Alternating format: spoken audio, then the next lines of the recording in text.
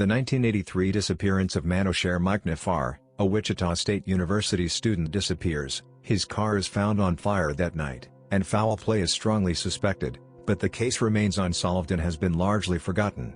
On Thursday, February 25, 1983, Manoshare Nafar woke up at his girlfriend's apartment in Wichita, Kansas, where he'd spent the previous night. Manoshare, who also went by the English name Mike, was a student at Wichita State University. He had morning classes on Thursdays, but today he had overslept and missed them. He was planning to go job hunting today, but first he needed a change of clothes, so he started the drive from his girlfriend's place back to his own duplex home in southeast Wichita. He apparently never made it there.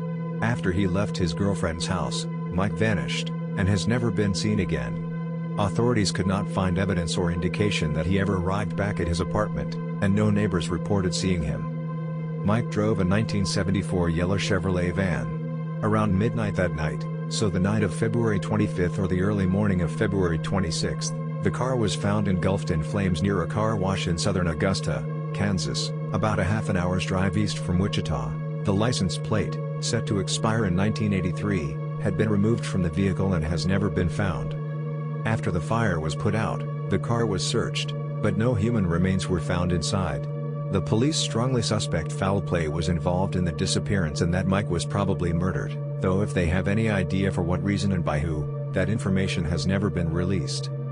Mike Nafar was 25 years old in 1983, and he was born in Iran. I'm not sure how long exactly he'd been living in the USA by the time he disappeared, but he apparently had no family in the US. There's very little information available on his life in Iran. I couldn't even find his date of birth.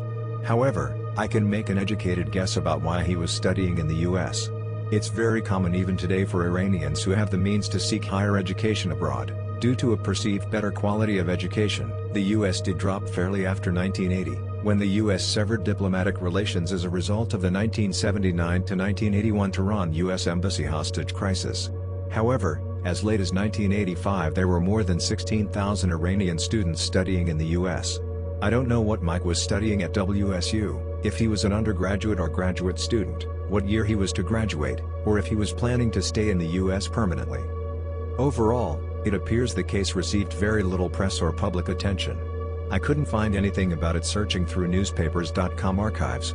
Mike was an immigrant, though he attended college and had a girlfriend, so he wasn't what you'd consider isolated. Still, him not being a US native could have made it difficult to investigate, as it likely impacted the ability to look into his background and relations.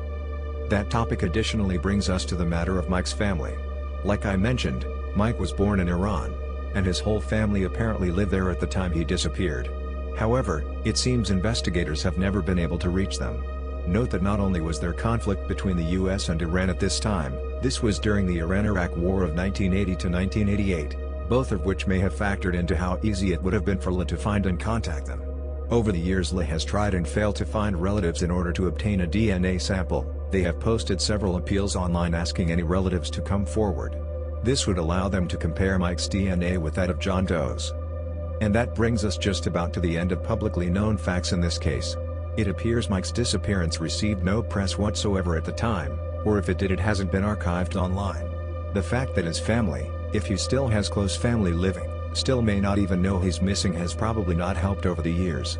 I'm not sure who reported Mike missing. It sounds like he lived alone, though I'm not 100% sure of this. I wouldn't be surprised if the car being found was actually the first point where anyone realized anything was wrong, and when the car was traced to Mike, investigators only then figured out nobody had seen him since that morning. I don't know if skipping class was something he did often, but he slept through them and apparently nobody remarked on that. Maybe he missed class often, or they were large classes and his professors didn't notice, or they just assumed he was sick or something. Whatever it was, it caused his absence not to be remarked upon. Besides that, it doesn't sound like he had anything else going on that day which him missing would have set off alarm bells. I would like to know if there was any way to confirm the girlfriend's story. There's nothing inherently suspicious about it, but she does seem to have been the last known person to see him, and it would be helpful if anyone else had more precise information about what Mike's plans were for the day. Apart from that, it did cross my mind that this may have been a crime with a racial/ethnic motive. Due to political events, such as the hostage crisis, many Americans did not view Iranians positively in 1983. Kansas is a fairly conservative place overall, though Wichita itself is an urban area and probably more liberal than more rural parts of the state. Another possibility is that Mike may have met a nefarious individual while he was job searching. It's hard to say more about this without knowing more about what kind of job Mike might have been looking for or where. Additionally, this assumes he did make it back to his home but just didn't leave evidence of it. Mike was planning to go home to change. I assume that the police would have checked to see if the clothes he was last seen wearing, a jean jacket, long-sleeved black t-shirt, and blue jeans, were found in his home anywhere. Apart from the possibilities above, the Naptime Nancy podcast episode on the case also brought up a very strange possibility which I hadn't considered. In early 1983, there was reportedly an incident involving Iranian students local to Wichita who criticized the Ayatollah, being photographed and having their photos sent back to their families in Iran, decrying them as traitors. This whole scenario is frankly bizarre and I don't know if anything further ever came of this. It's also true that many Iranians who fled during this period ended up being openly critical of the regime once they had settled abroad without any issue. I don't know if Mike was openly critical of the Ayatollah or whether he was involved in activism or anything political, though that wouldn't be shocking for a college student. That being said, there also exists a possibility that he could have just said the wrong thing to a particularly fanatic individual. These theories aside, what do you think happened to Mike Nefar? Why was his car found on fire, and why was the license plate missing?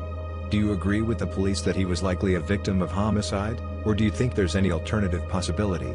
In any case, Mike deserves to be remembered and I hope someday, his case can be solved. The 1975 murders of the Diggs family, a mother and her 4 children are shot to death inside their suburban home.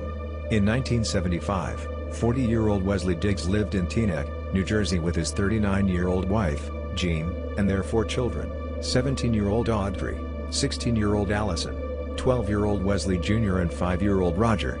The Diggses originally hailed from Harlem and 5 years earlier, became the first African-American family to move into what had been an all-white neighborhood, but they were welcomed by the community with open arms.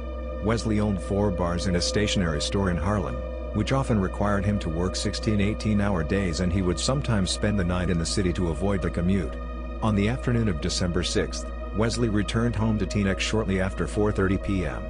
He went upstairs and saw Audrey lying on the bed inside Wesley Jr.'s bedroom, but was soon horrified to notice she was wounded and the mattress was soaked with blood. After discovering that the phone was dead, Wesley ran over to a neighbor's house and had them call for help. When police arrived at the scene, they discovered that Jean, Audrey, Allison, Wesley Jr. and Roger had all been murdered after being shot multiple times with a .22 caliber weapon. Jean was lying dead on a powdered bench in the basement recreation room and had been shot in both the forehead and the chest. Audrey was shot 3 times in the head and twice in the back. Wesley Jr. and Roger were both found lying face down on top of the bed inside Roger's room. Wesley Jr. was shot 3 times in the back of the head while Roger was shot twice. Allison slept in the attic and was found murdered in her bed. She was lying on her side and had been shot twice in the back of the head. Additional bullet holes were discovered in the walls of the attic, the 2 bedrooms and the rec room.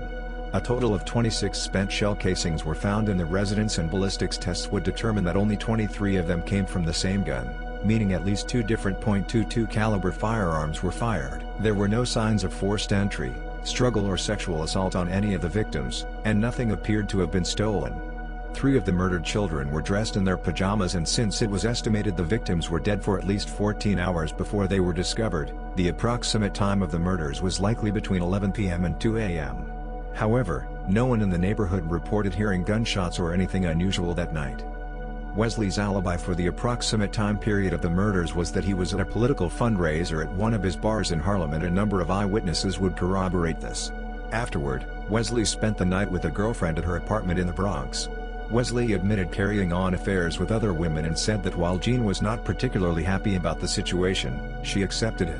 When morning hit, Wesley spent some time meeting with his accountant and went to pick up the cash receipts from each of his bars before he headed back home to Teaneck. Wesley wound up passing a polygraph test and while he was never considered a suspect, some investigators believed he might have known more than he was letting on. Running 4 separate bars had placed Wesley in heavy debt, as he took out a mortgage on his house and put the home up for collateral when he borrowed over $100,000 from a loan company, which he was paying back in weekly installments. While Jean and the children all had life insurance policies, Wesley only stood to collect $6,500 from their deaths. Investigators also looked into the possibility that Wesley could have made some enemies who murdered his family, as narcotics trafficking was an issue at many bars in Harlem. While Wesley acknowledged there were a few incidents in which he had to kick drug dealers out of his establishments, no criminal charges were ever filed in relation to these incidents, and a thorough investigation into Wesley's background uncovered no evidence that he was ever involved in narcotics or any other criminal activity. Wesley permanently moved into an apartment in Manhattan and sold controlling interests in all 4 of his bars to his brother. He became critical of the investigation for focusing too much on him, and the stress of the situation caused him to suffer numerous health problems, including some minor strokes. Wesley finally succumbed to a fatal heart attack in October 1987 at the age of 52. Over the years, 2 separate investigators would come up with their own theories about the crime which not everyone agreed with. A New York police detective named James Vitti believed the crime was a robbery gone wrong based information provided by an informant named Tecumseh Robinson, who was a frequent patron at one of Wesley's bars. Robinson implicated a man serving a life sentence in prison for an unrelated murder, as well as the man's girlfriend. While Robinson denied taking part in the crime, he claimed this man and woman wanted to rob the Diggs residence because they believed Wesley kept the cash receipts from his bars there. He also said that Jean knew the woman and let the perpetrators inside the house before they murdered her and the children. Robinson passed a polygraph, so he was paid by the NYPD for his information and wired with a microphone while he was placed under surveillance. However, Robinson soon went into a Harlem bar and slipped out a side door. The microphone was later found smashed inside Robinson's car, and police had no luck finding him. For his part, Wesley denied that he ever kept large sums of money inside his house. He also claimed he did not know the woman Robinson implicated and did not believe Jean knew her either. In the end, no evidence was ever found to substantiate this theory. The second major theory was presented by a Teaneck police lieutenant named Fred Green. Even though no gun was found at the house and the initial investigation ruled out murder-suicide, Green actually believed that Jean Diggs murdered her children before shooting herself in the forehead. He suspected that a third party entered the house before police arrived and discovered Jean was still alive. In order to protect Jean's reputation, this person fired a second fatal shot into her chest and disposed of the murder weapon in order to make it look like intruders committed the crime. Here's the evidence Green cited to support his theory. According to Wesley, Jean had become depressed in the months leading up to her death because he was away from home a lot and she lost her own father to diabetes. 1 week before the murders, Jean allegedly told a friend, "My family would be better off in God's hands." A .22 caliber gun which Jean supposedly kept in the kitchen for her own protection was never found. A search of Jean and Audrey's diaries revealed they had a hostile relationship, creating speculation that they got into a heated confrontation which led to Jean shooting her daughter several times. In response, Jean shot her other 3 children before attempting suicide. While gunpowder surrounded the wound in Jean's forehead, there was no gunpowder around the wound in her chest, which suggested that this shot was fired from a distance. Significant traces of gunpowder were also found on Jean's pants, which could have occurred if she fired a gun into her forehead from a downward angle. A pillow happened to be missing from Audrey's bed and an empty pillowcase was found nearby. A white substance, believed to be part of a pillow, was found near Jean's chest wound, but not her head wound, and this white same substance was also found near shots which had been fired into the walls. Green's theory was that when this unknown third party fired a second shot into Jean's chest, they used a pillow to muffle the sound. They also fired additional bullets into the walls to give off the false impression of an outside intruder and used the pillow to muffle those shots. During an interview, Green said he believed he knew the identity of this third party who fired the additional shots and got rid of the murder weapon. While he declined to name them, he did confirm that he did not think it was Wesley. Wesley openly expressed his skepticism about Green's theory and it was never conclusively substantiated either. Officially, the Diggs family murders remain unsolved. The bodies of 3 women were found in a shallow grave in the desert outside of Las Vegas in 1996. Children's clothes were found buried with the women and a suitcase with bloody clothing was found nearby. The Jane does remain unidentified, and the police were unable to locate any viable suspects. An off-roader discovered a torso protruding from a shallow grave in the desert on the east edge of Las Vegas on March 25, 1996. When police arrived, they discovered the bodies of 3 women in a shallow grave covered by about a foot of dirt. The burial site was in the desert about 200 yards from a waste treatment center bordering the Las Vegas Wash not far from the intersection of Hollywood and Vegas Valley. The women had each been wrapped in a 30-gallon green garbage bag and bound with packing tape. Children's clothes were found inside the bags with some of the victims, and a suitcase containing bloody clothing was found near the grave. 2 of the women were nude and the third was wearing only panties. All 3 women were Asian with shoulder-length dark hair, though one of the women had a few strands of gray hair. and all were described by police as very slender. The coroner determined one woman was in her late 30s to 50s, and that the other two women were about 25 years old. The older woman had dentures. One victim had died of blunt force trauma to the head and suffocation, while the other two died of strangulation. Police ran the victims' fingerprints through national databases, but no records were located. Las Vegas Metropolitan Police detectives worked with the LAPD Asian Gangs Unit and Missing Persons Unit to develop the theory that the women likely were murdered as part of an organized crime-linked human trafficking ring. The lead detective on the case speculated the women balked at working as prostitutes at Las Vegas massage parlors and were murdered by their captors as a result. It's also worth noting that the bodies of several women, many believed to be prostitutes, were found in a 4 square miles area of the desert between the east side of Las Vegas and Lake Mead from mid-1994 to early 1997. One of these young women, Margaret Hicks, was found less than a mile from the grave where the 3 Jane Does were found. 18-year-old Angela Reeves was murdered in her Elkhart, Indiana apartment in 1995. She was strangled to death with a phone cord. Police could find no motive for her murder, and now, almost 25 years later, her case remains unsolved.